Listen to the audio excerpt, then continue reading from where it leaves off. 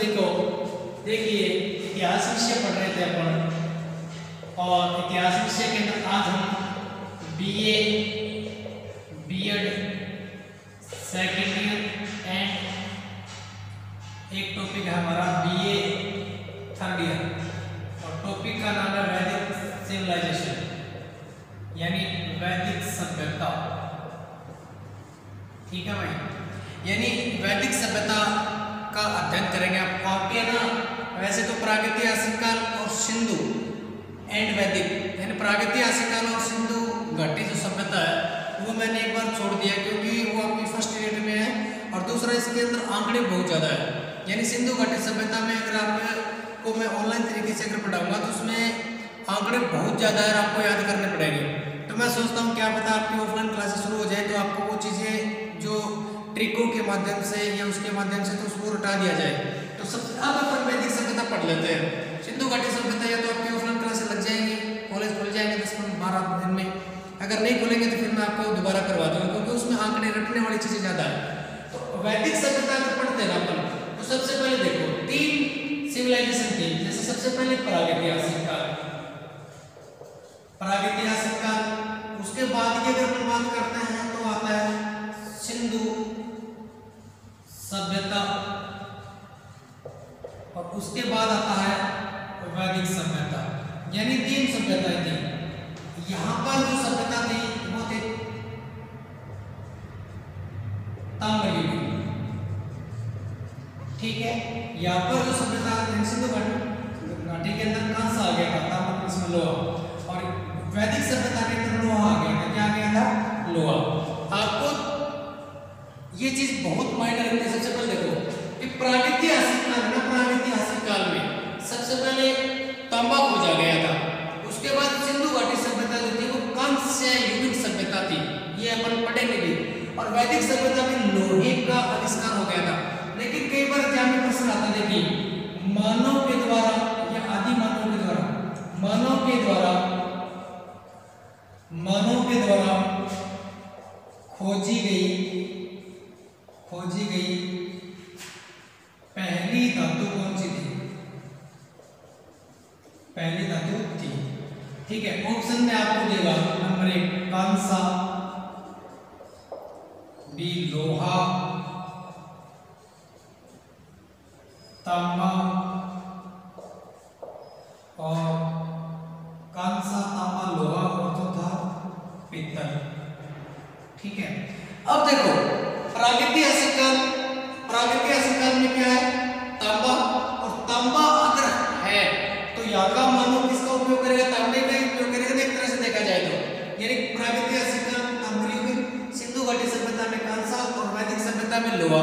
तो लोहा कहाँ पे आ रहा है? वैदिक सभ्यता में जाकर आ रहा है।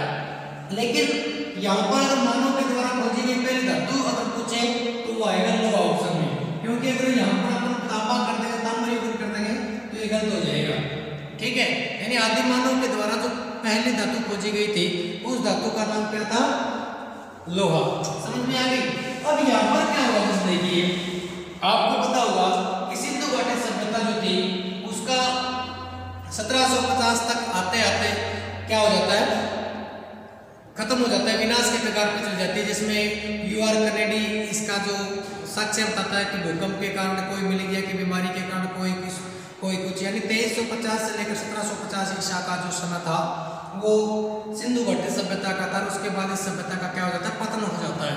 उसके बाद क्या होता है? देखिए ये जो सभ्यता थी वैदिक सभ्यता, ये गंगा, यमुना, सिंधु, सतलज, रावी, व्यास और झेलम। समझने की कोशिश करना, यानी 1 2 3 4 5 6 7 और कितना नदियां? 7। इसलिए इसे बोला गया सप्त सिंधु प्रदेश।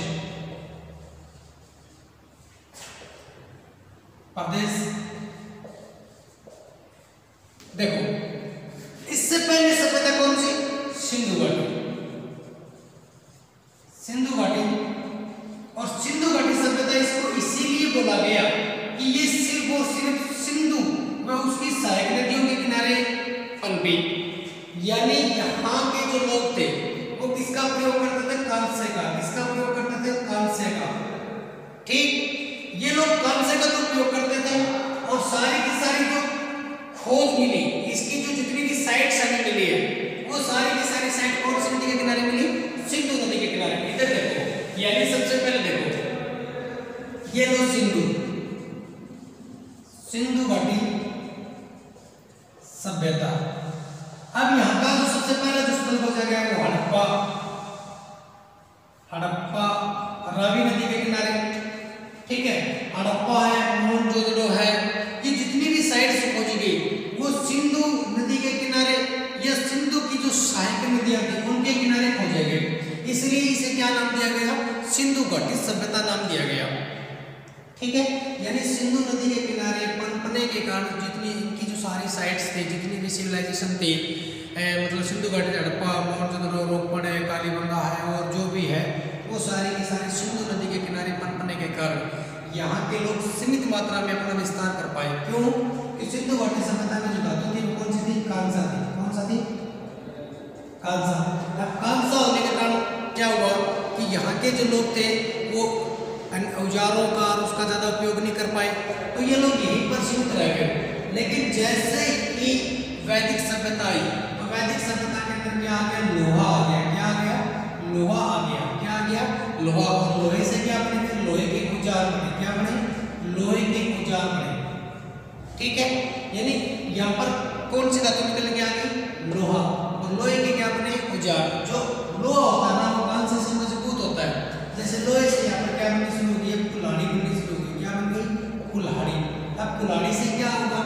इन लोगों ने, यानी वैदिक सभ्यता के जो लोग थे, जब यहाँ पर लोहा आया, लोहे के औजार बने।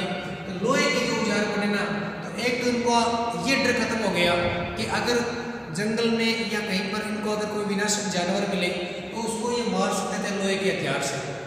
ठीक है, दूसरा यहाँ पर इस जमाने में एक्स मिली लोहे की, यानी कुल्हाड़ी मिली। तो कुल्हाड़ी से उन्होंने क्या किया? जंगलों को साफ किया। क्या किया? जंगलों को साफ किया।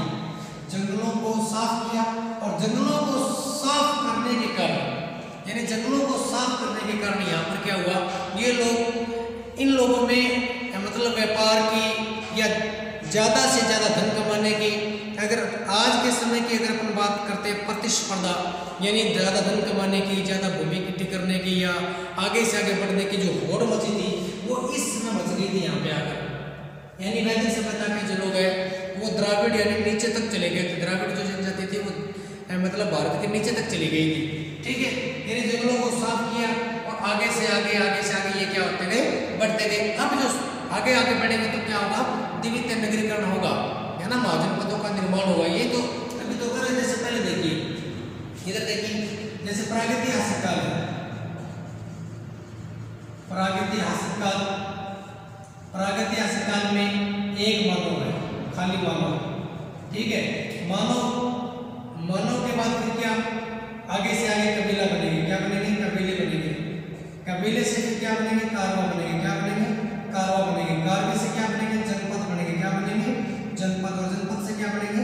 महाजनपद बनेंगे। क्या बनेंगे? महाजनपद बनेंगे। अंडरस्टैंड? यानी इस प्रकार से।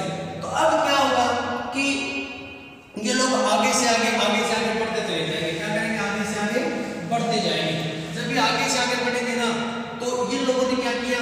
अब देखो, एक तो मतलब बीए बीएड फर्स्ट ईयर में पर्सन लगता है कि विश्व की लगभग सभ्यताएं, जितनी भी सभ्यताएं हैं विश्व के अंदर, चाहे वो मेसोपोटामिया की है, दजनाफ्रात की है, कहीं की भी ले लो आप, नील की, मिस्र की, रोम की, जितनी भी सारी की सारी साइट्स है वो नदियों के किनारे पनपी है।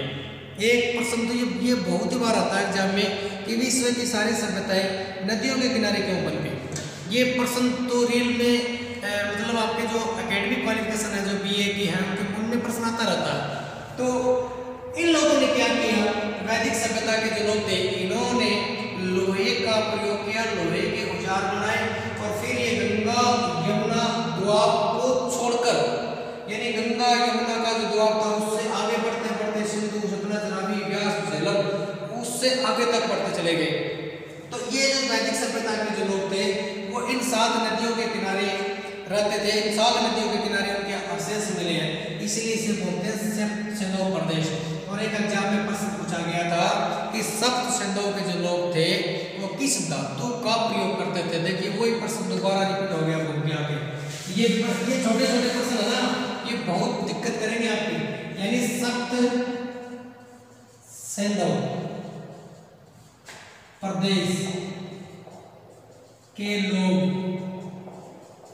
किस धातु का प्रयोग करते थे, किस धातु का प्रयोग करते थे। ठीक है, अब उत्तर में कोई लोहा, तांबा, कांसा और पीतल। ठीक है, तो यहाँ पर जो ऑप्शन आएगा वो क्या जाएगा, लोहा आ जाएगा। क्या जाएगा, लोहा, क्योंकि सबसे तो प्रदेश के लोग कौन से थे, वैदिक सभ्यता के लोग थे। अभी जब वैदिक सभ्यता के लोग होंगे तो किसका प्रयोग करेंगे, लोहे का। और लोहे का आविष्कार हो जाने के कारण, लोहे की खोज हो जाने के कारण इनका जंगल में जो ये पहले डरकर अपना जीवन यापन करते थे जंगली जानवरों से, अब वो क्या हो गया था, लोहे का आविष्कार होने के कारण यहाँ सप्त सिंधु प्रदेश में जब लोहा आया, सप्त सिंधु प्रदेश में जब लोहे का आविष्कार हो गया तो इन लोगों ने अपना क्राइटेरिया ने अपना क्षेत्रफल बढ़ाना शुरू कर दिया। तो अगर देखा जाए, यानी अगर आपसे इस प्रकार का अगर ये क्वांटिटी प्रश्न पूछे कि सिंधु घाटी सभ्यता, वैदिक सभ्यता एंड प्रागैतिहासिक काल में सबसे ज्यादा जो विस्तारवादी नीति लेकर आए थे वो कौन लेकर आए थे, वैदिक सभ्यता के लोग लेकर आए थे। कौन लेकर आए थे, वैदिक सभ्यता के लोग। और यहाँ के जो लोग थे वो आर्य थे। कौन थे, आर्य। यानी वैदिक सभ्यता जो थी वो आर्यों के द्वारा बसाई गई थी। किनके द्वारा बसाई गई थी, आर्यों के द्वारा। ठीक है, और एक इतिहासकार है मैक्स मुलर। मैक्स मुलर ने सिद्धांत दिया था कि ये जो आर्य लोग थे ये मध्य एशिया से आए थे। कहां से आए थे, मध्य एशिया से।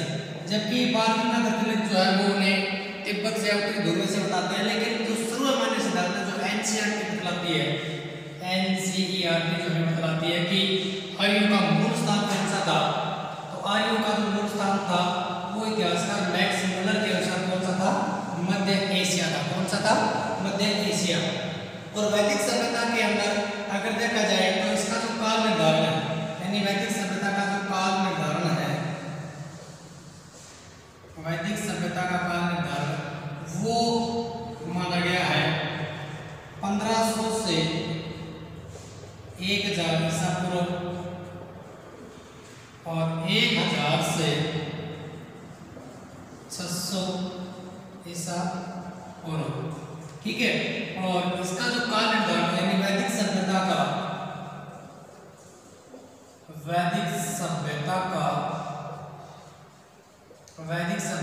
काल निर्धारण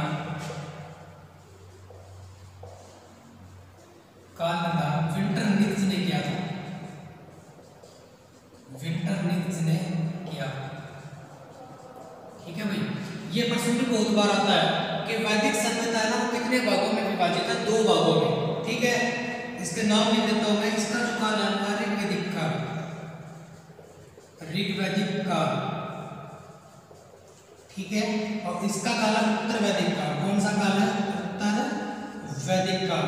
यानी आपसे एग्जाम में प्रश्न पूछेगा ये कि वैदिक सभ्यता को कितने भागों में बांटा गया है। लेकिन सबसे पहले अलग लिख देते हैं इनको कि वैदिक सभ्यता को कितने भागों में विभाजित किया गया है। यानी वैदिक सभ्यता को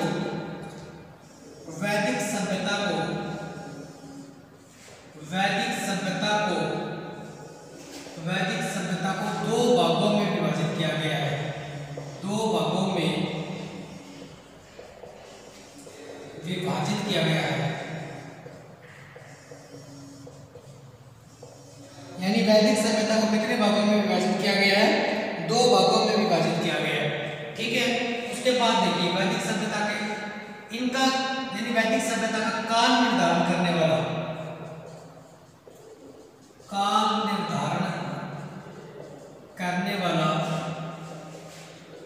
इतिहासकार विंटरनित्ज था। ठीक है। नंबर 2 काल निर्धारण कौन सा? पहला है ऋग्वैदिक काल। ऋग्वैदिक काल जिसका समय है 1500 से 1000 ईसा पूर्व, ठीक है।